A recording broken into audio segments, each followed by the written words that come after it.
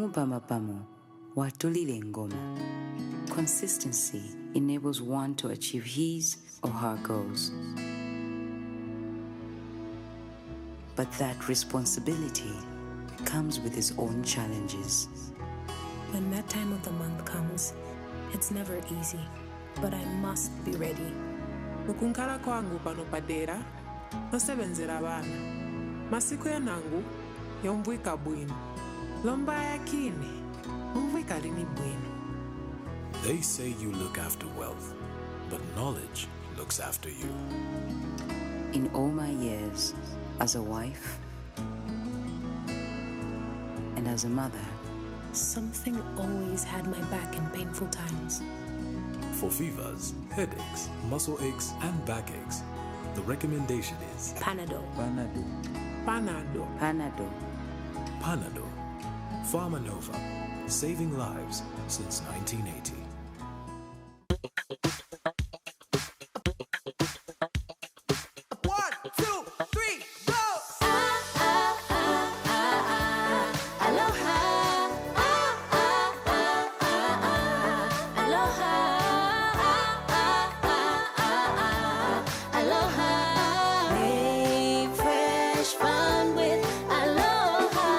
As easy as 1, 2, 3, and all my clothes are squeaky clean. Quick to remove the dirt and stains, and a fresh, fragrance remains.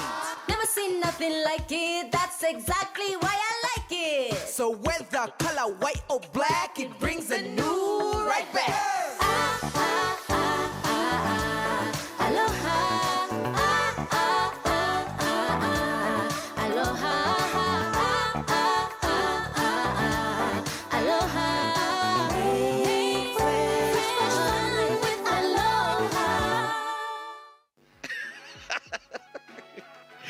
The poachers are back, baby, but this time they are bigger and better. Village banking admin jailed. 5-year-old allegedly defiled by a 23-year-old. Livingston woman reports boyfriend for repeated rape. All that tonight on the Stephen Piri Show at 22:30 hours right here on Diamond TV channel 271 on DSTV and channel 20 on Go TV.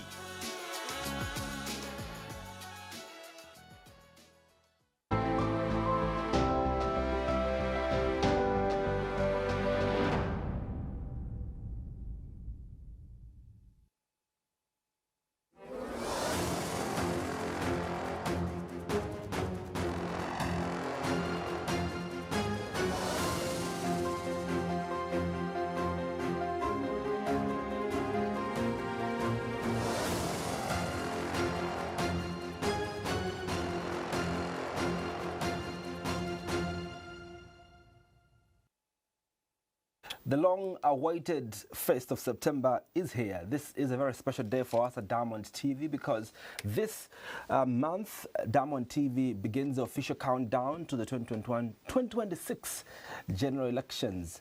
And we're going to be doing this every time we are on Diamond Live as well as the Diamond Breakfast to just give a recap of what happened in 2021 in terms of the election results, the surprises, those that contested, but also looking at the voting patterns, how they look like, and projecting really how the 2026 elections might possibly look like.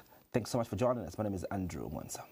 My name is Cheswa, Kapasa. And of course, Andrew, it was a very interesting time 5 years ago in 2021 because we, of course, like you say, not just giving projections, but I think reading the mood of what the electoral environment was going to be like for us, I think was quite an exciting experience. And getting back now feels like we are almost getting to the big one in 2021. And of course, we start counting down with Munali tonight.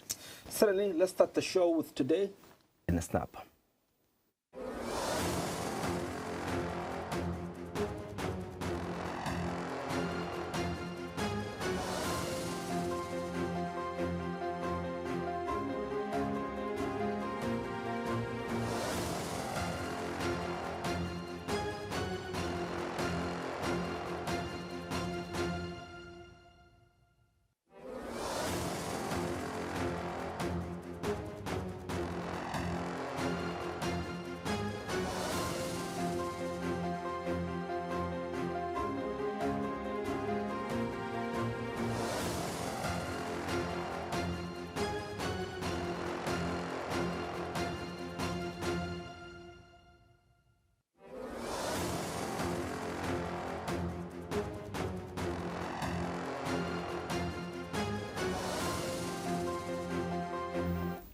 Like I said earlier on, the countdown to the 2026 general elections has officially begun, and Diamond TV is setting the stage with special coverage on Diamond Live and the Diamond Breakfast. As part of this build-up, we'll revisit what happened in 2021, starting tonight with a look at the official results for Munali constituency and the voting patterns that shaped the outcome of the parliamentary election of Munali in 2021. Let's look at how the results looked like in 2021 in the Munali constituency right here in Lusaka. Right, and so if you look at your screen, Munali constituency is obviously one of the constituencies in Lusaka, and the election results looked like this. Mposha Mike of the UPND garnered 35,752 votes. He was seconded by independent candidate in Thomas Palo, who managed to garner 30,585, a difference of about 5,700 there, Cheswa. Samwimbila Patrick of the Patriotic Front managed to garner for himself 29,214 votes, and he came out third. The fourth was Mutambo Lillian. She stood as an independent. She got 2,859. We also had different political parties. Absolutely. I mean, what's very interesting about these participants, rather, put it that way. There's so many independent candidates in Munali, but of course we see Felicity there from the MMD coming out with 866.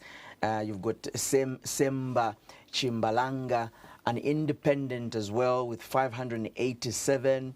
You've got Luxon there, an independent with 433. Sakala Allen, independent as well, with 2,859.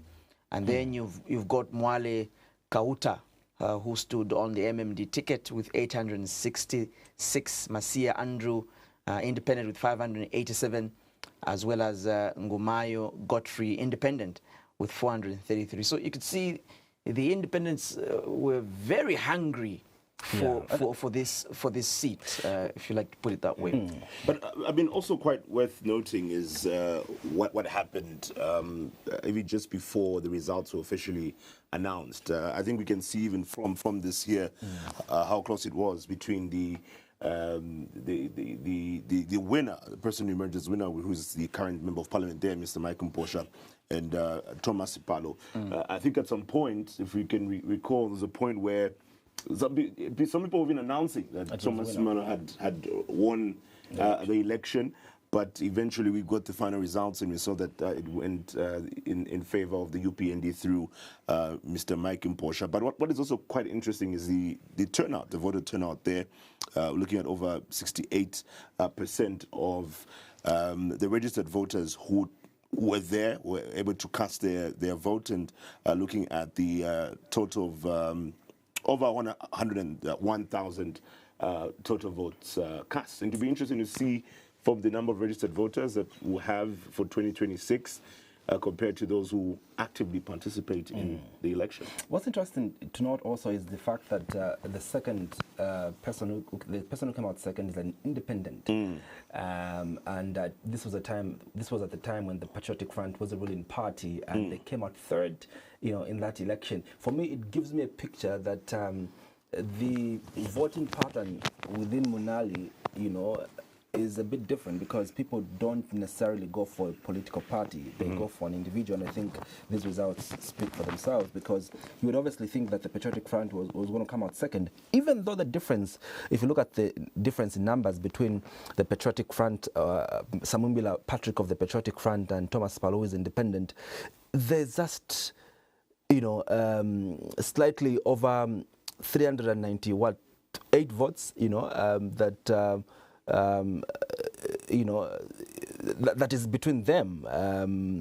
I don't know if my math is correct, Chimweka, but there's not much of a difference, between, Thomas Palo and Patrick Samumbi. But also, like I said earlier on, what is interesting is to see that the voting pattern in this particular constituency was leaning towards an individual as opposed to a political party. And what's also interesting and worth noting is the aspect of candidates. Yeah. We do realize that when you look at elections, candidates also play a very important role. We know in some constituencies, people tend to vote based off the political party. So if they support political party A, it doesn't matter what or which candidate gets to be fielded, people vote for that political party. But like you've mentioned, there seems to be a trend where people also get to look at the individual in question, and we saw how an independent pulled the number of votes that we saw there. But interesting enough for the Patriotic Front, even just around the announcement of who their candidate will be, there's quite a lot of talk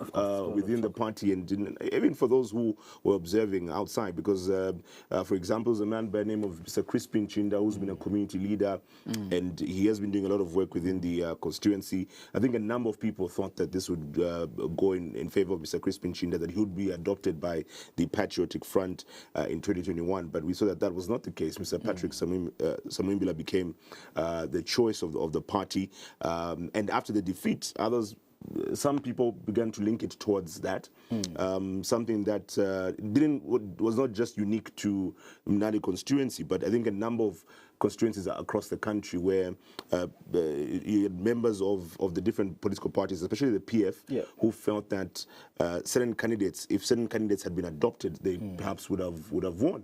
And that's why we also saw some people going independent, the likes of Mr. Binu Mpundu and others, Munir Zulu and so on, and they managed to get to win those constituencies based off their independent route and decision to do that. So for Mnali, that is also a conversation that stands out from there. I think many independent candidates have got this thing of being grassroots, either people that have started projects, people that have started campaigns. I mean, like you were talking about Crispin Chinda, who many people thought that was also could have scooped this particular seat. I think it will be very interesting next year to see which independents are coming, because I think that this one is even going to be more tighter, because now we've been able to see what Honorable Mposha, who's there, can do, but also what more is perhaps Thomas Sipalo coming to offer. What other independent candidates are we expecting to see back on the ballot and so on? So I think this one will be very interesting to see what exactly, who will be on that ballot. I think that the PF were very confident with Patrick Samuimbila.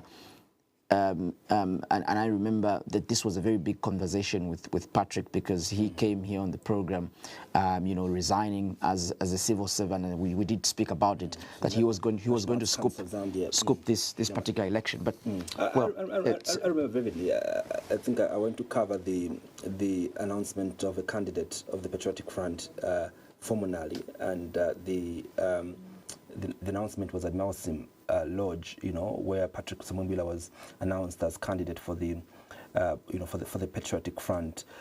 The issue there was, in fact, we are now getting to know about it now when Patrick Samuimbila did defect to the UPND. Many have blamed him that you are one of the favorite boys of Edgar Lungu. In fact, the person that pushed for your submission, for your nomination, and your adoption, was Mama Esther Lungu, and we're getting to know this, now when he's joined the UPND. He's not part of the UPND, a shocker to many, and they didn't think that a person that Edgar Lungu really favored, could join the UPND. But this is just part one of the constituency that we're going to be looking at. There's so many other constituencies that you're going to be looking at, but also we're going to be looking at the presidential vote in the weeks to come. On tonight's edition of Diamond Live, we're going to be joined in by the Chief Government Spokesperson, Honorable Cornelius Mweetwa, to discuss an array of issues with him. He joins us via video conference right after this.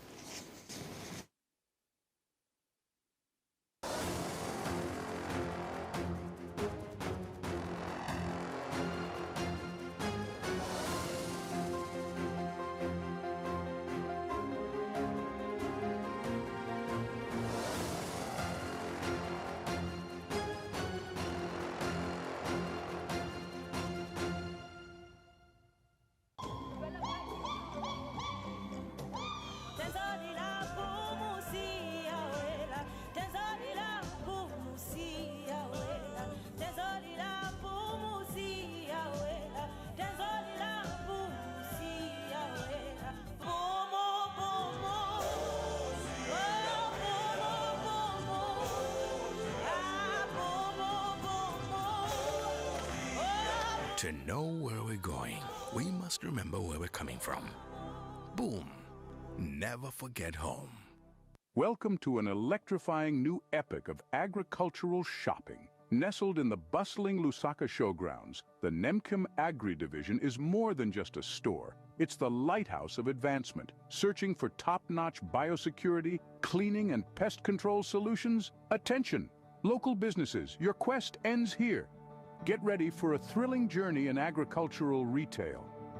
The future begins at Nemkem Agri Division, your supermarket for superior quality. The revolution of agricultural shopping starts now. It's about empowering your business and nurturing your community. Call us today or visit our shop at the Lusaka Showgrounds. The meaning of life is not to simply exist, but to move ahead. To rise up and achieve. To conquer. Introducing Kung Fu Energy Drink, your push for the next conquests. Kung Fu Energy Drink. Master the power. For many, home is just a place to sleep, a rented room, a leaking roof, a borrowed space that never truly feels like theirs. Martha has always worked hard, always saved what she could. But what if her savings could do more? ZNBS is making home ownership possible. A small loan built on group savings, giving families like Martha's a chance to own something real. With the Timange housing loan, Martha's savings turn into bricks, her dream into a foundation. Join a village banking group today and let ZNBS's Timange housing loan help you own your home. Timange, your savings, your home.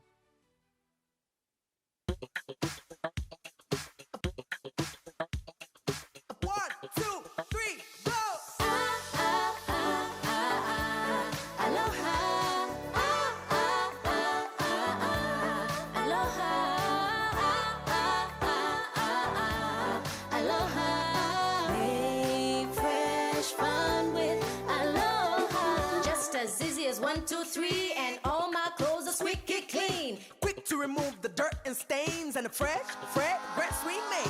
Never seen nothing like it, that's exactly why I like it. So whether color white or black, it brings a new right back.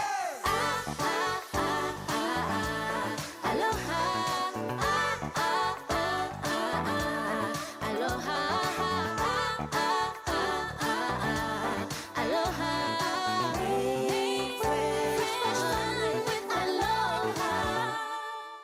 Welcome to the world of casino games on 1xBet. High stakes, even higher rewards. Are you ready to win? Casino games on 1xBet. Play big, win bigger. The poachers are back, baby, but this time they are bigger and better. Village banking admin jailed.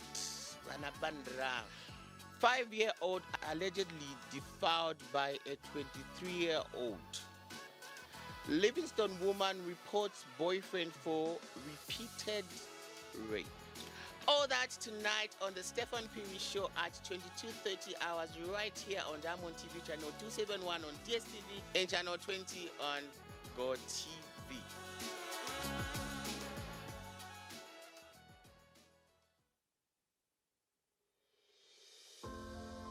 Meet Lucy, a dedicated professional.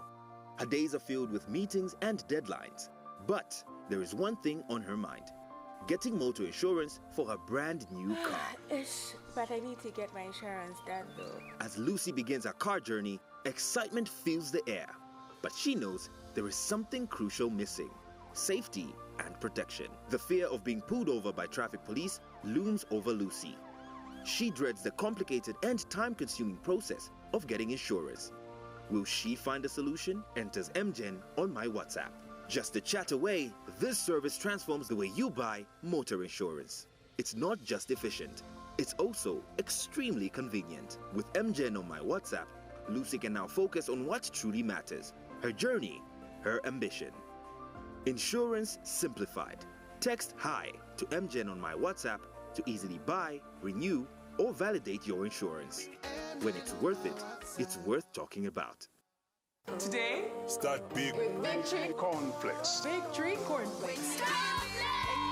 The end of your journey will be big. Stay on your feet, chase to achieve. Give it your all and just believe that it's gonna be big when you start with Big Tree Cornflakes. Start with big today. Big Tree Cornflakes. Remember to always keep it, do it in whatever you do.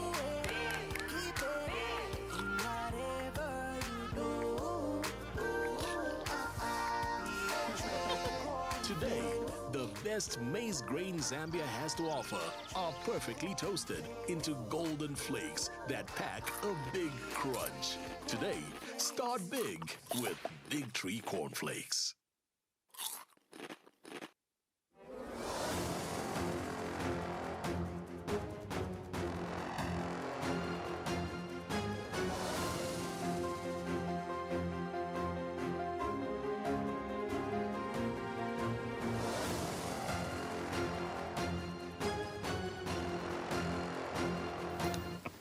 Well, thanks so much for still staying with us. Remember that you can be a part of the program by calling us on the number that is on your screen, but also you can take advantage of our social media platform. We are streaming live the program at Diamond TV Online. You can drop your comments in the comment section. In 2023, the UPND government fulfilled a major campaign promise by passing the Access to Information Act, granting citizens the right to request information from the public bodies. The law was held as a milestone for transparency and accountability. Yet nearly 2 years later, it remains untested and unoperationalized. With the UPND now clocking 4 years in office, questions have been asked about whether the promise of ATI is slipping away alongside broader concerns about governance, the economy and the service delivery.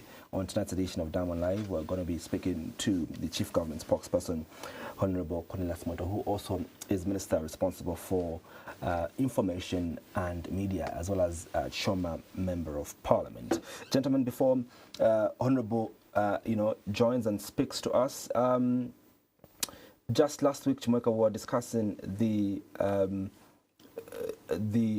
rating by Transparency International Zambia of how the UPND have poorly scored in terms of their fight against corruption. One of the major issues that was highlighted was the issue of the declaration of assets, but also they brought out very important issues around what is contained in their manifesto and how they're not doing what was contained in the manifesto. Another issue that was raised was the issue of the selective application of the rule of law, among the many other issues that Transparency International Zambia raised. And this is one of the issues that we want to speak to Honorable Cornelius Mweetwa about, on how is it just a perception that the police seem to be, or the law enforcement agencies seem to be persecuting, those that belonged to the previous government, or perhaps it's just normal prosecution that these former MPs and ministers are just going through. One of them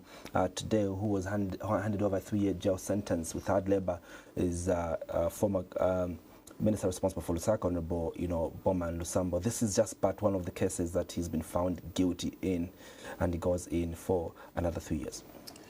Well, I mean, the Transparency International Zambia gave a rating of 2.1 out of 5, and they were able to highlight what they have observed have been the key scores by the UPND government, what they've been able to achieve from what they promised to the people, and what they've also observed are the challenges that need to be addressed. And I think we've discussed part of that, issues of selective justice, which they feel is a concern. But and it's going to be talking about the Access to Information Act, because that's one of the scores that they highlighted as Transparency International Zambia that they've noticed. And if we actually analyze how this has been going, we also had the special rapporteur on human rights when she came to Zambia. She did also highlight that in as far as freedoms are concerned, because that is her specialty there, looking at freedoms and how they're being applied in this country. She did highlight that there's access to information which has been enacted. However, and this was also addressed and brought up in a report, is the issue of it being operationalized. Because you have something that is quite commendable, and many commended the government for this. When the President Chileshe was making this announcement, many commended him for it, and there was still a lot of hope and expectations of how this is going to exactly work, and even more so that this falls under, or is being supposed to be managed by the Human Rights. The Human Rights Commission, who are supposed to be supervising this and ensuring that this works under the promise of ensuring that people's freedoms get to be upheld. It brings up a bigger conversation of how we are faring as a country, because there's so much that people would like to know, and people look at us as the people in the media, as the people who should be relaying this kind of information. Even when you talk about even just things like investigative journalism, all this, it needs a thriving environment, and such a law is supposed to guarantee that, and that is why for members of the public this is very, very key and important information that needs to be relayed to them. I think if you're talking about the fight against corruption, successful governments have spoken about how much they've wanted to fight corruption. People have spoken about how when they come into government, they will, they will, for example, put life sentences to issues of corruption. I know of for example, the Third Liberation Movement in Oktonga, who talks about zero tolerance towards the fight against corruption. I mean, many leaders, even our late President Mike Osata, people knew him as one that would fight corruption to the latter. We've seen ministers being dropped in the previous government of Edgar Lungu. Now President HH also talking about the fight against corruption. So it's a very, the fight against corruption is very complex. And so in the last 4 years, of course, we'll be asking the minister, what he thinks, or what he thinks about this fight. How's it been? And really, are these perception indexes really meaningful, if you like to put it that way? So I think that's one of the things that we'd like to speak about. You speak about the fight against corruption and the public wanting to have answers and information. It's interesting we talk about that, because just recently we heard from the Anti-Corruption Commission, who did state and make it clear that they will not be able to let the public know who is being investigated from cabinet. They did confirm and give clarity that yes, they are cabinet ministers being investigated, but they're unable to share that information. And I guess it even goes back to the concern that was also being raised around the selective application of the rule of law and justice and so on. Because when we look at the fight against corruption towards those who had served in government, those from the previous regime, it's quite public. It's public information, from the arrests to, of course, the court cases. We get to see that. We get to see properties being seized in the process of these investigations, and that's why even when that particular statement had been made by the Anti-Corruption Commission, it had been received with mixed reactions, where people begin to wonder why that information is being disclosed. People want to know, even just from the investigation period, before they get to the matter going to court or being taken for further action. But again, we can sort of understand maybe the argument that the other argument that comes through from this is that I think from what we get to notice in our Zambian context is that there's a lot of people get crucified in the public domain, in the court of public opinion, as sometimes they call it, where even if somebody, because the law does provide for people to be assumed innocent until proven guilty, but it seems in public discussions it's the other way around, and maybe that could be the reason for that kind of protection. Another issue that we're going to be speaking to Honorable Cornelius Mweetwa about is the issue of bread and butter, the cost of living, but also the load shedding. I was sharing with Jonah, a colleague from here, of how others are suggesting that there's an improved and a bit of stability in terms of load shedding, with other areas having consistent power for 15 hours. And I think I even heard this on radio of people of Mtendere, Kanda Square, and Chiwalia, having consistent power, for 15 hours. And the question is there something that, is being done in the background to, get to a point where, people have, maximum electricity per day? But when issues around load shedding come to play, the name that is being mentioned a lot is the minister's name, Honorable Cornelius Mweetwa, because I think he's on record of stating that load shedding was going to reduce largely by June. And we passed June, we're now in September. What exactly is happening in terms of when load shedding, is going to end? And I think the Zambian people do deserve answers from our leaders in terms of when they're going to address some of these issues. I know, for example, one of the critical voices that we have in the governance system when it comes to this, electricity subsector as well as the energy subsector, that is, energy expert Johnson Chikwanda, who's watching now, obviously also, is expectant, to hear from the minister, what, he's going to say around electricity. We did have him with Chimweka, the other time, Cheswa, and asked about his opinion, on when load shedding is going to end. And interestingly, also, we asked him a very interesting question on how things begin to stabilize as we approach elections. Load shedding begins to end even during the patriotic front. In fact, load shedding ended completely during the patriotic front as we're approaching the elections. And after the elections, we also saw there was liquidity in the economy. People were having cash and all that. And this has been the pattern. Are we expecting to see the same, with the UPND, whatever is going to happen between now and August of next year? Will it be interpreted in political lens, or perhaps it's going to be as a result of the hard work that they've been doing in the background? And so these are very important questions that ought to be asked, and the minister ought to answer. Well, bread and butter issues, like you say, very critical.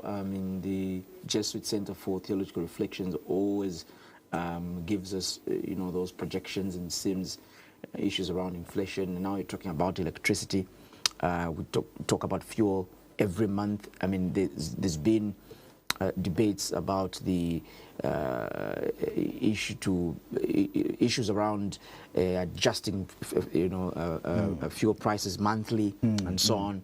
So it's been a very tough 4 years. I like to put it that way, because there's been challenges, but also a few success stories. The UPND like to put it that way. But it's good that we've got the minister to share more light on what really is going on with regards load shedding. I think that's the elephant in the room. The minister did say it would reduce by June.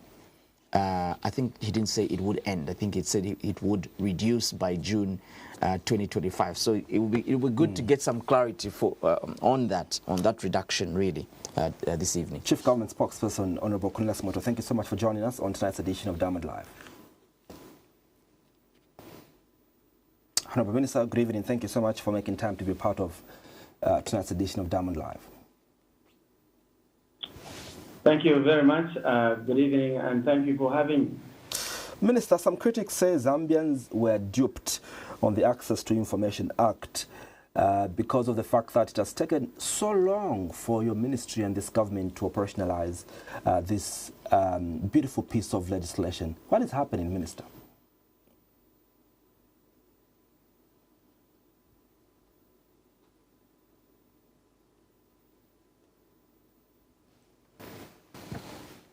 No, but Minister, are you able to hear me? Yeah, kindly repeat for me. I think the network was hanging.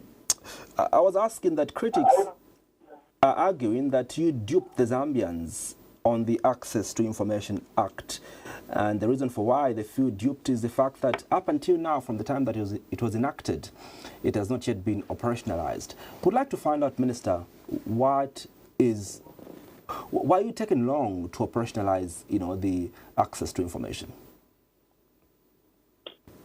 Thank you very much, Andrew and team, for having me. And I would like to take this opportunity to indicate to the people of Zambia that President Hakainde Hichilema is a president who walks the talk. He does what he says. He commits only to that which he is able to actualize. And that is the whole story that already forms the legacy of his leadership 4 years down the line.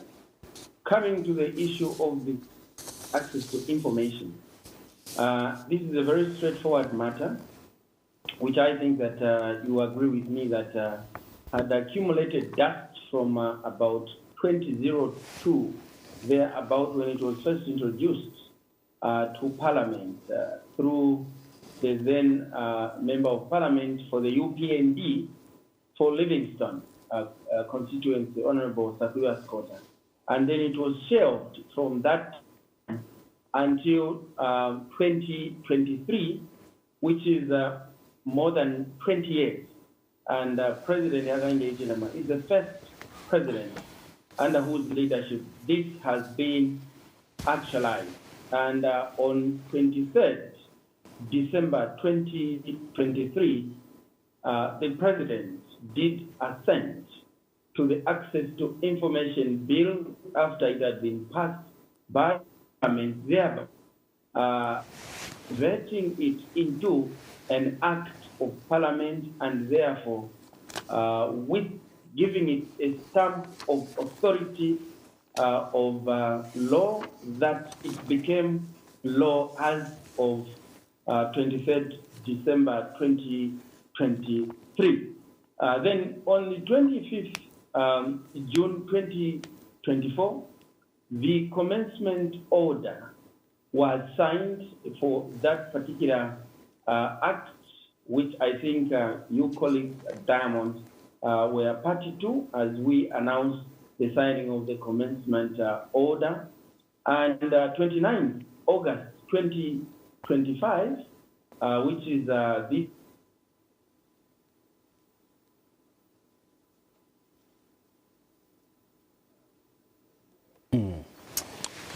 Yeah, obviously, Minister.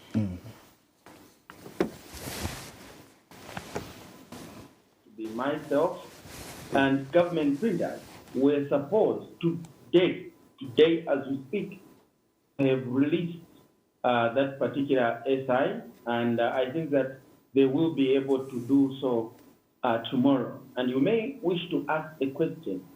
From 23rd December 2023, when the president acceded to the Access to Information Law, why has it taken long for it to be operationalized? The answer is simple. There had to be developed rules and regulations and guidelines that would prescribe how citizens who wished to use the Access to Information Law would have to go about, and how the operating agency of government, who are the Human Rights Commission, will have to enforce or create a platform on which the citizens will have to use the access to information.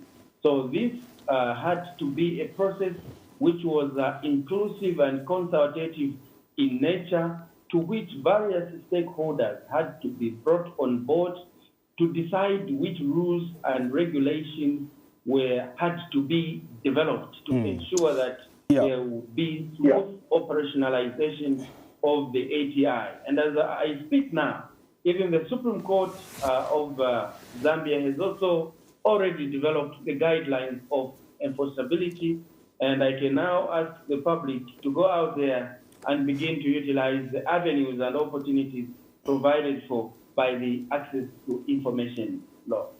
Andrew, thank you. Well, it's good that you've given us a background and what government is doing in the background to have this law operationalized.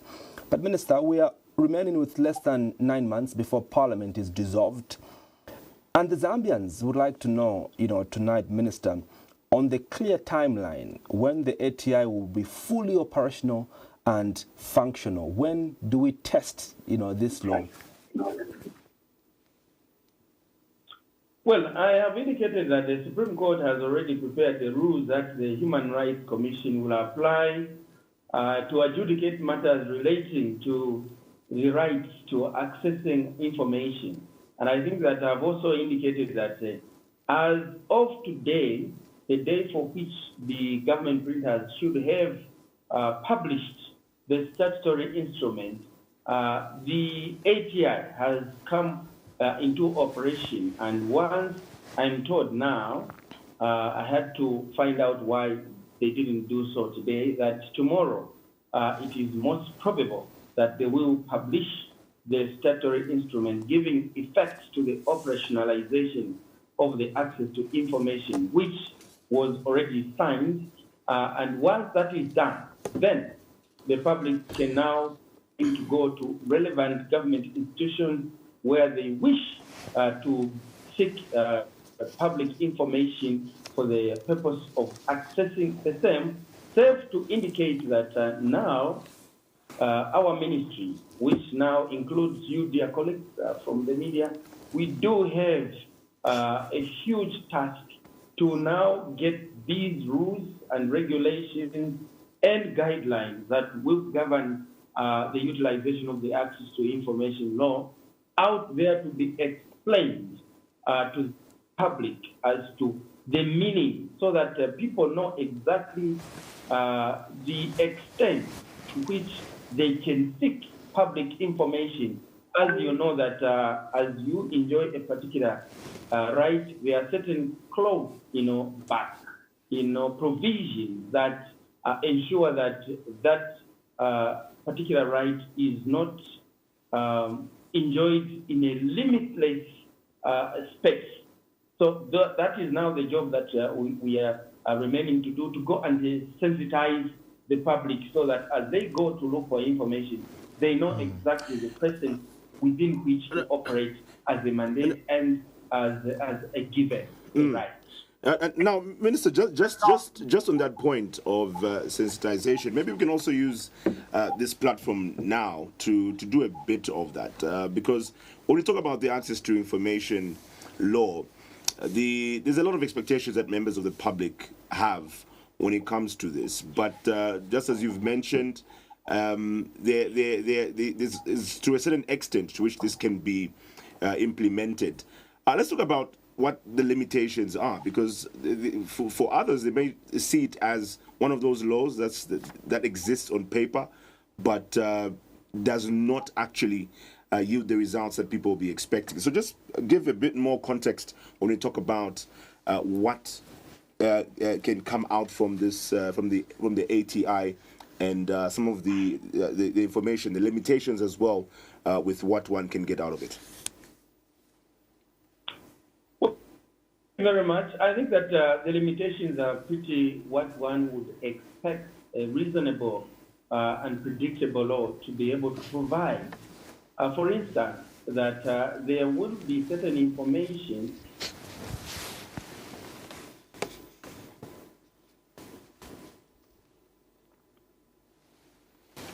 All right, seem to have the connectivity challenge there with the Minister of Information and Media, Mr. Cornelius Mweetwa, who is our guest this evening on Diamond Live. We're looking at the Access to Information Act, but also we'll be getting into more issues of national interest. Do we have you back on the line, Minister? Yes, I mean, for me, unless you're not getting me, I'm getting you loud and clear. Yeah, sorry, we lost the connection there. Must be the network. But you're just responding to some of the limitations and what they are. Yes, well, I was saying that most of the limitations will have to do with issues pertaining to, national security. As you know that when it comes to issues of national security, even at the Public Accounts Committee at Parliament, there are certain areas where that particular committee cannot delve into inquiring into certain matters. So those you would expect to fall.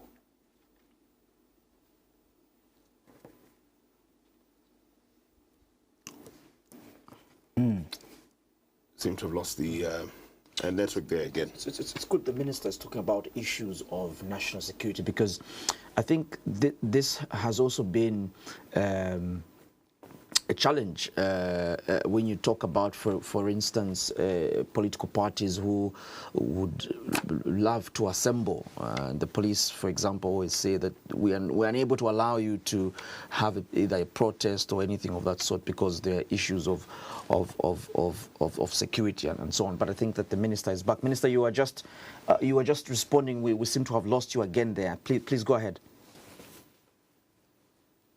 Well, I think that I was just making the point that basically it will just oscillate around the issues to do with, public safety, public security, issues to do with national interest, but issues to do with management of public affairs, particularly financial management, expenditure. Those have been left, wide open in order to promote transparency and accountability in the management of national affairs. We'd like to pick your thoughts on so many other issues and allow us to take this opportunity now to get into other national issues. Honorable Minister, the people are tired of load shedding. When is your government ending load shedding? Well, thank you very much, and I would like to indicate that this is a very important question that we must confront head-on. Load shedding, as we know it today, is as a result of the drought that we faced with the worst in our living memory. Now, fast forward, we can no longer continue to lament about that drought, to which we have already accepted that it is a phenomenon that is now, to be understood, to be a norm. That is to say, to live with us because of climate change, imminent challenges, and therefore, going by the words of President, we have to turn and flip this coin from a misfortune to an opportunity. And therefore, you have seen that government, under the leadership of President Hakainde have put a number of interventional measures to respond to the issue of load shedding. And keeping myself in line and in the lane that President Hakainde did make commitment to when he was being elected, that is to say, to reduce or end load shedding. I would like to give the background that once President Hakainde took over office, and at that time we had not anticipated that we would find ourselves in this debilitating drought. Focus was given to attending to outstanding, issues that were related to electricity generation. And at that time, we had Sino Hydro, which was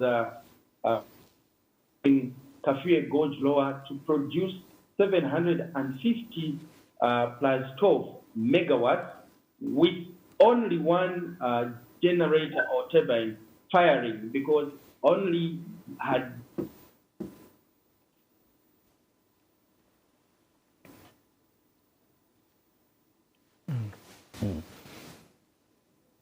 Please continue, Minister. Yes. On schedule to ensure that Sino Hydro were paid.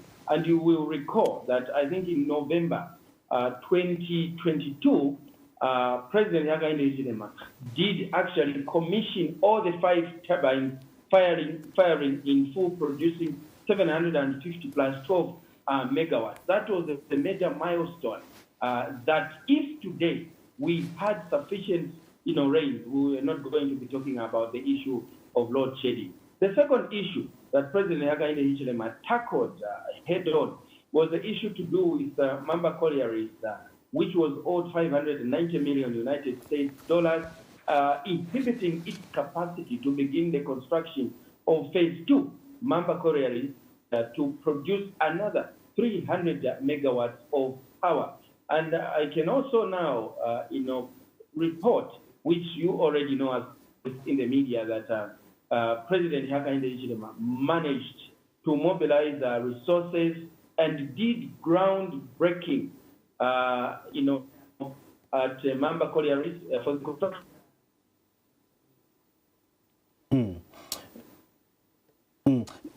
Minister, while we appreciate what has been done in the background to end this power that is coming out of Mamba Corrales. Now, the third and most important step that the president took to respond to the challenge of load shedding, particularly given the issue of drought, was to create what is called the open access production of power and also transmission or evacuation of power through the ZESCO grid, taking away the monopoly of ZESCO to produce and evacuate and distribute power.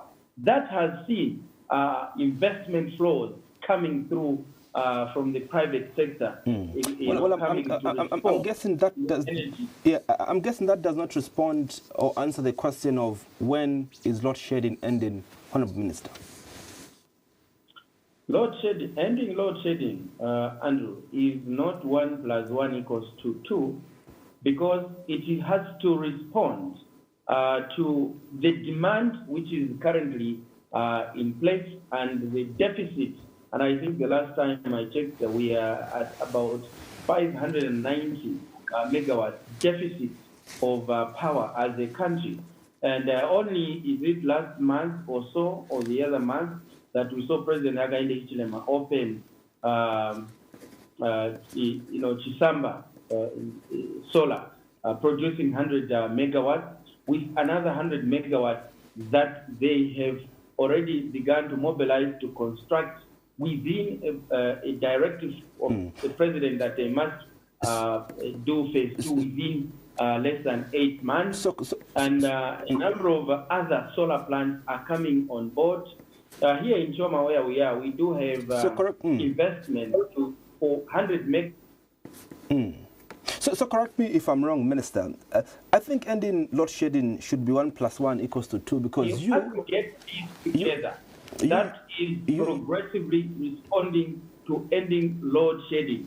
If I were to say load shedding is ending on the 20th of November 2022, I would be that we have to aggregate which solar mini grids will be on stream and other sources of power that will be on stream at a particular time for us to have a definite answer as perhaps Minister, Honourable Mweetwa, perhaps that's what would like you to tell us now.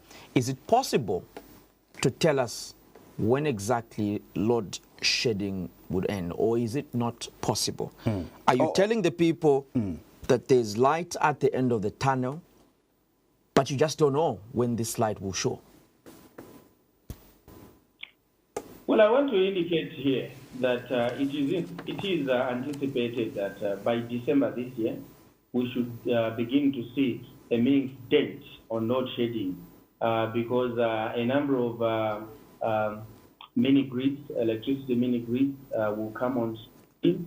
We are expecting the completion of Mamba Collieries phase 2, 300 megawatts, which was scheduled to be completed in about 24 months. And the information reaching my desk now indicates that they are likely to be ahead of that schedule by, say, 6 months, meaning maybe within 18 months, they should be able to complete that particular construction. So once Mamba Collieries comes on stream, it will do a major dent because it will be providing almost half the deficit of electricity that the country is presently faced with. And I will soon be inviting the media to go and visit Mamba Collieries to see at which stage they are so that we get the exact date. And then, you know what I always want to run away from, Andrew? I don't want to say something which will not happen because this is the government of truth. Now, let's get to another issue, which is with the Transparency International Zambia. They had a press briefing just last week on Friday, reviewing the 4 years of the United Party of National Development. As we know, President Hakainde Hichilema was inaugurated on the 24th of August 2021. So last week Sunday marked 4 years. And in their review, they have rated the performance of the UPND 2.1 out of 5. They did highlight what they feel from their observation are your scores, but also what they feel you haven't worked on or addressed adequately from the promises that were made. And one of them was on the issue of corruption. They did highlight that with the rule of law generally, it appears to be selective, and further, issues of corruption have not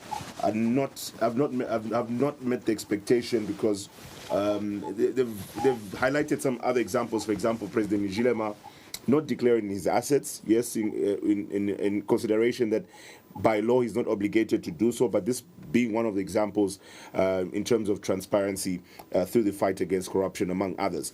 What is your reaction to the Transparency International Zambia's rating of the UPND 2.1 out of 5? Well, thank you very much. As a student of law, if I were to call myself a student of law or as a lawyer, at the University of Zambia, one of the schools which has a high pass mark for you to go to the next year, it is a law school, and the natural sciences where you study to become a doctor. And if you get below 50%, it means it is a fail. So when you get 50%, it means it's a pass. So if your TIZ has given 2.5 out of 5 to the UPND government, I think that we must appreciate that. Well, it's 2.1. It's actually 2.1. It's 2.1. It's 2.1 out of 5. Oh, 2.1. 2.1, yes. When you round off, it will be 2.5. Now, seriously speaking, I must say that generally, you would expect the TIZ to be serving on a government because that is their job. They're a watchdog institution when it comes to the fight against corruption.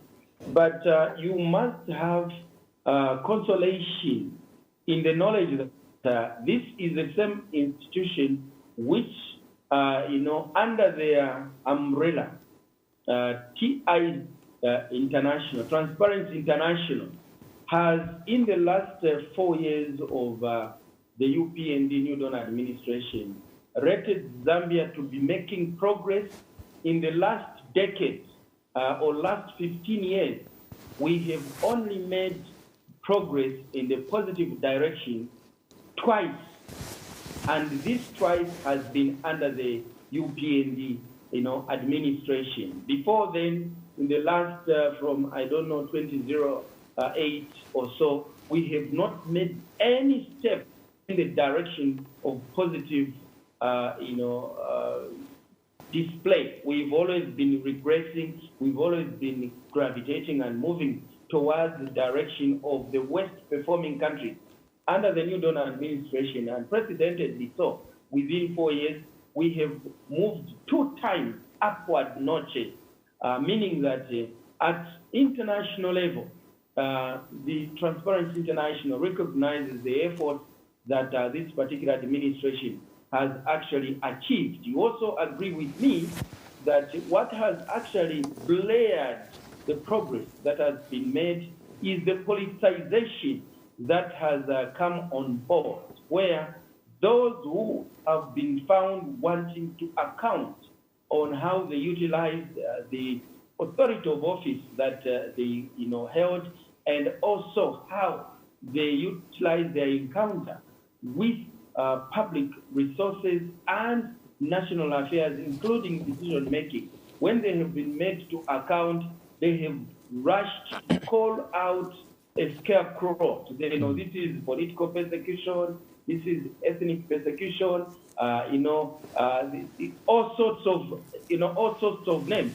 But when you actually go to the court, you will find that a number of cases that have been taken before the courts of law have ended up into either convictions or securing assets perceived or believed to be proceeds of crime. And presently, you are seeing some of those cases, without mentioning names, out in the media.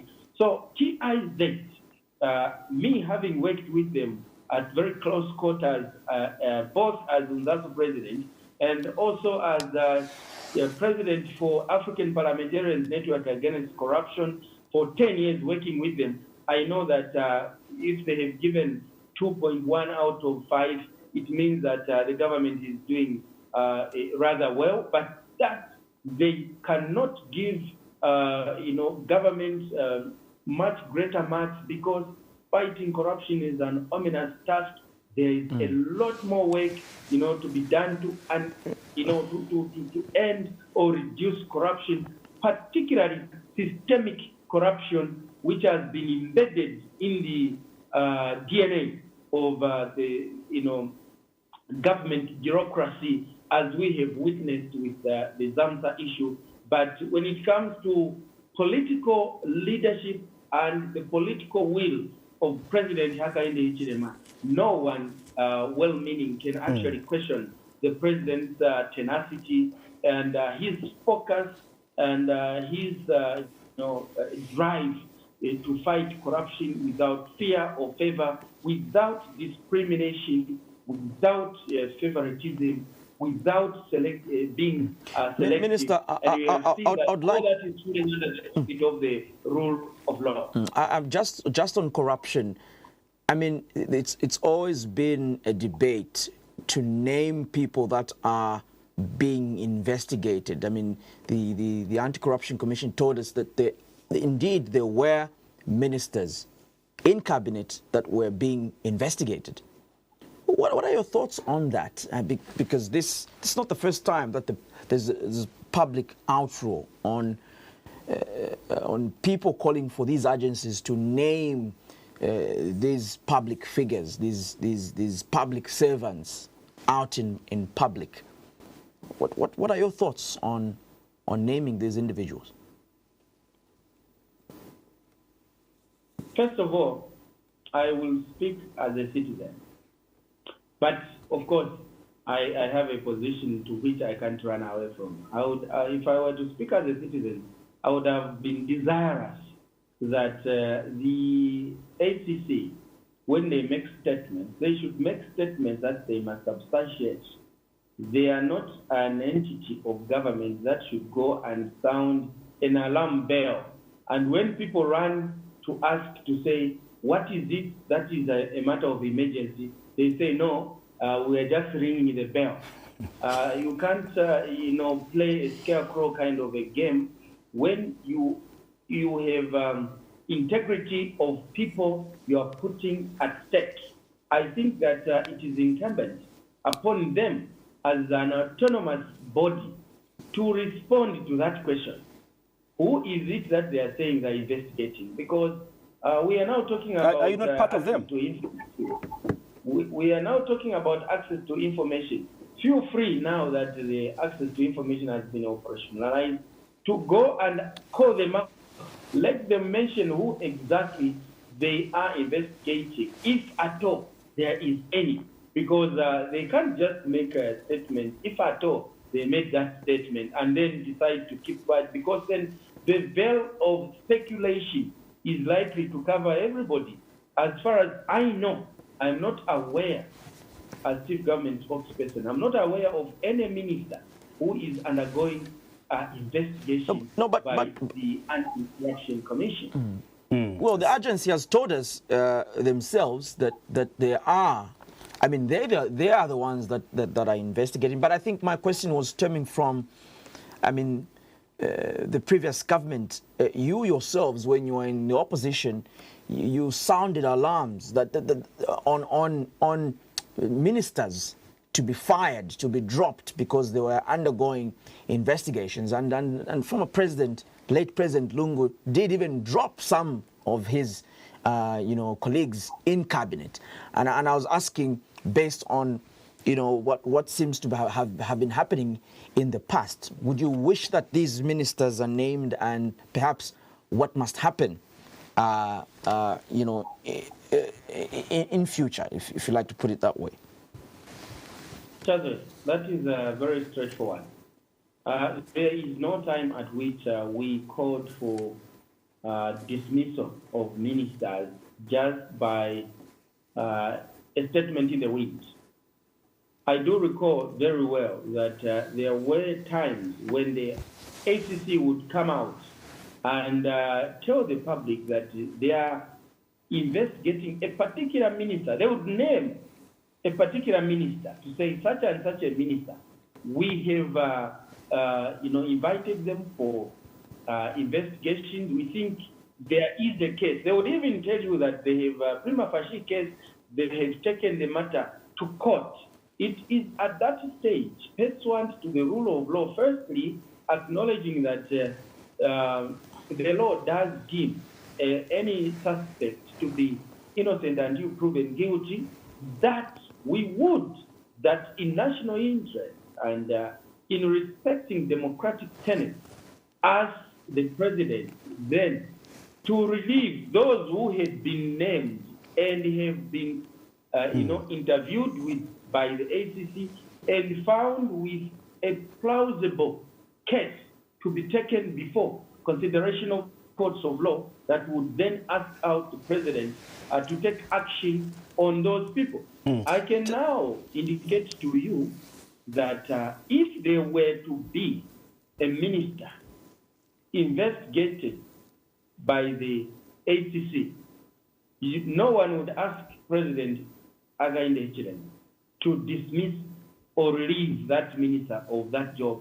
He would be the first one to do so because he has indicated, like he did on the ZAMSA issue after the report of the forensic audit, which he himself initiated and commissioned, that there will be no sacred cow. I now challenge you colleagues to go to the ACC tomorrow and find out who those ministers are and make those names public, because we're a transparent government. I think that it will not do for us to end at a speculative statement, because the way the law operates is that you can run, but you can't go far. The law will always catch up with you. It's better that some of these things are put to rest. As far as I know, as Chief Government Spokesperson, there is no one I am aware of who is being investigated by the ACC as a minister under the new donor. Just a quick reaction. There's a number of calls, a number of messages that we have here tonight, but maybe you can just respond to one of the messages on Facebook. Minister Joseph Tebulu Mbasela says, ask the minister what he knows about the Times of Zambia newspaper company, Times Print Park Zambia Limited, under payment of redundancy packages to former employees, and now claiming that. Do you know anything about this, Honourable Minister? Well, that is a labor matter to which maybe it will not be prudent for me to delve into presently. In conclusion, Minister, you've been criticized as a government for making this bold decision to export maize to the region. And many are suggesting that you don't learn from your mistakes, Minister. Maybe again, re-emphasize on this point, Honourable Minister, on what motivated government to take this bold decision, cabinet rather, to take this bold decision to export surplus maize when we are coming from, an era where we at any point, we could face issues around climate change. Aren't you scared that perhaps the next farming season might not be as good as is now? Thank you very much. And I think that from within the structure of your question, you've already given pointers as to why government arrived at that decision.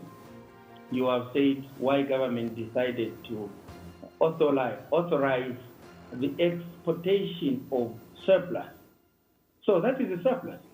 It means that we have enough for domestic, use in terms of national maize or mealie meal requirements, and also in terms of feed requirements. And what the government has authorized to export about 500,000 metric tons is sitting at the apex above the national average. Remember also that for government to have arrived at this. There had to be researched information to inform cabinet decision. And as we speak, right now, in various sheds around the country, where we had the FRA having to mitigate disaster response, we still have maize that government had taken back to these various depots in response to the situation, including maize that was imported. We still have that maize, and I cannot confirm here where I am in Choma that still there, and FRA still have in stock. And in an event that we have a drought in the next farm season, I can say as we run out of time, the nation should not think that that was a negligent decision, that we're not learning from the past. It was a calculated move because we have a super bumper harvest. If we don't export that maize, it is likely to go to waste, because for some of us who move around, in these rural areas, there is maize you can't imagine. That right now, FRA is on a double in terms of trying to speed up haulage of this maize, because within the next 2 months, we are risking rain.